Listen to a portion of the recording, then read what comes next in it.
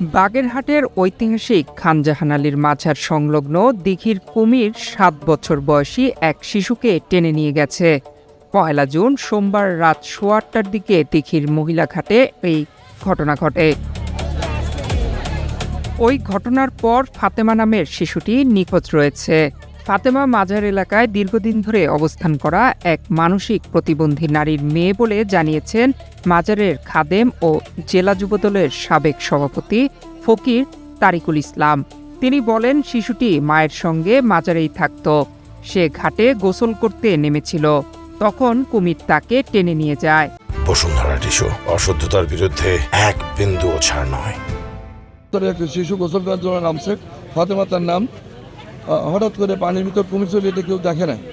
ওইখানে যে কুমির আছে কেউ জানতো না।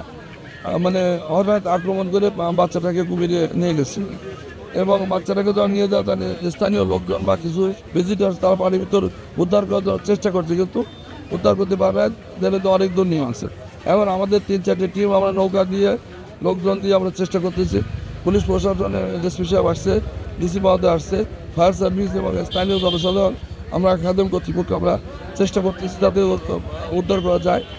এবং হয়তো জীবিত উদ্ধার করতে পারবো কিনা জানি না, তবে আমরা সর্বোচ্চ চেষ্টা করতেছি। ঘটনার প্রত্যক্ষদর্শীরা বলেন, মেয়েটি মহিলা ঘাটে নেমেছিল, তখন হঠাৎ একটি কুমির তাকে কামড়ে ধরে পানির নিচে টেনে নিয়ে যায়। শিশুটির চিৎকার শুনে মাঝারে উপস্থিত লোকজন ঘাটের দিকে ছুটে যায়। এর মধ্যেই কুমিরটি তাকে পানির নিচে নিয়ে যায়। তখন চিল্লে উঠেছে, তখন আমরা সবাই পানিতে লাফায় পড়েছি। ওই হাত দেখে এরকম হাত নাচাচ্ছিল, এরকম করছিল। তখন কুমিরের মুখী ওই বাচ্চাটা, কিন্তু কেউ আনতে পারিনি। মেলা দূর নিয়ে চলে গেছে, মেলা গভীর পানিতে।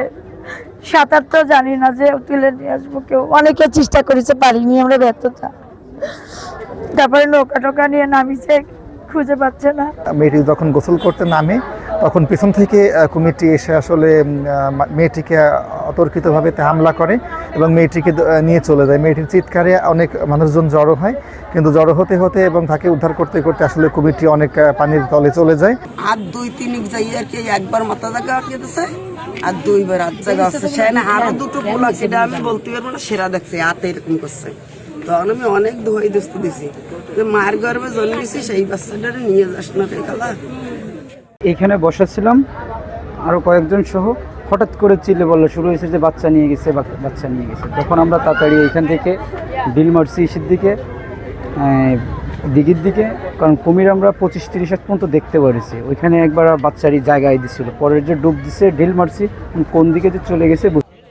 শিশুটিকে উদ্ধারে স্থানীয় বাসিন্দাদের সহায়তায় ফায়ার সার্ভিস অভিযান পরিচালনা করছে। অভিযান এখন চলমান আছে, অভিযান কাজ শেষ হয়নি এখনো। এখন স্থানীয় লোক প্লাস ফায়ার সার্ভিস প্লাস জেলা প্রশাসন সব মিলেমিশে আমরা কাজ চালাচ্ছি। এখন আলো ভরসা দেখা যায়। আসলে বাচ্চা যখনই নিয়ে গেছে তখনই আমরা নামছি, এইমাত্র উঠে আসলাম। আমাদের আরও দুটো নৌকা আপনার অভিযান চালা যাচ্ছে, অভিযান অব্যাহত রাখছে। আমি একটা নৌকা নিয়ে উঠছি, আমার লাইটে সার্চ শেষ হয়ে গেছে, এই জন্য এখনই আবার সার্চ দিয়ে আবারও নামবো এবং আমরা ইনশাল্লাহ সারা রাত চেষ্টা করব কিভাবে বাচ্চাটাকে উদ্ধার করা যায়। খবর পেয়ে ঘটনাস্থল পরিদর্শন করেছেন বাগেরহাট 2 আসনের সংসদ সদস্য শেখ মঞ্জুরুল হক, জেলা প্রশাসক গোলাম মোহাম্মদ বাতেন ও পুলিশ সুপার হাসান মোহাম্মদ নাসের রিকাবদার। মর্মান্তিক ঘটনা ঘটে গিয়েছে, আমরা এর জন্য আন্তরিকভাবে দুঃখিত। আর আপাতত এই ঘাটকে নিরাপদ করা, এই দিঘিকে নিরাপদ করা পর্যন্ত আমাদের এই কুমিরকে অন্যত্র স্থানান্তর করার বিষয়ে আমরা 2-1 দিনের মধ্যে আমরা সিদ্ধান্ত গ্রহণ করছি। ততক্ষণ পর্যন্ত এই দিঘি পর্যটকদের জন্য নিরাপদ না হচ্ছে, আমরা এখানে আরও আমাদের পাহারা বা আমাদের যে এখানে স্বেচ্ছাসেবী তারা নজরদারি করবে এবং এই কুমিরকে আমরা আপাতত হয়তো অন্যত্র স্থানান্তর করার বিষয়ে চিন্তাভাবনা করব। আর আমরা কোনোভাবেই এই ধরনের ঘটনার পুনরাবৃত্তি আমরা চাই না। তো ঐতিহ্য যেমন আছে, কিন্তু সেই ঐতিহ্য মানুষের জীবনের চেয়ে মূল্যবান হতে পারে না। আমরা এই জন্য কাজ করব। এর আগে গত এপ্রিলে দিঘির কুমিরটি একটি কুকুরকে টেনে নেওয়ার ঘটনা সামাজিক যোগাযোগ মাধ্যমে বেশ আলোচিত হয়েছিল। সেই সময়ই প্রশ্ন ওঠে লোকালয়ের একটি দিঘিতে এমনভাবে কুমির রাখার যৌক্তিকতা নিয়ে। মাঝারের ঐতিহ্যের সঙ্গে কুমির সম্পর্কিত হলেও বর্তমানে এই দিঘিতে টিকে থাকা একমাত্র নারী কুমিরটি খানজাহান আমলের সেই কুমিরের বংশধর নয়। বাগেরহাটের খানজাহান আলীর মাজারের দিঘির একটা দীর্ঘ ঐতিহ্য আছে। কথিত আছে হজরত খানজাহান আলী এই দিঘি খনন করে এক জোড়া কুমির ছেড়েছিলেন। পরে তাদের মধ্যে পুরুষটার নাম রাখেন কালাপাহাড় ও স্ত্রী কুমিরটার নাম ধলাপাহাড়। এরপর তাদের বংশধর কুমিরদের মধ্যে পুরুষকে কালাপাহাড় আর স্ত্রী কুমিরকে ধলাপাহাড় ডাকা হতো। তাদের সর্বশেষ বংশধরের মৃত্যু হয়েছে 2015 সালের ফেব্রুয়ারিতে।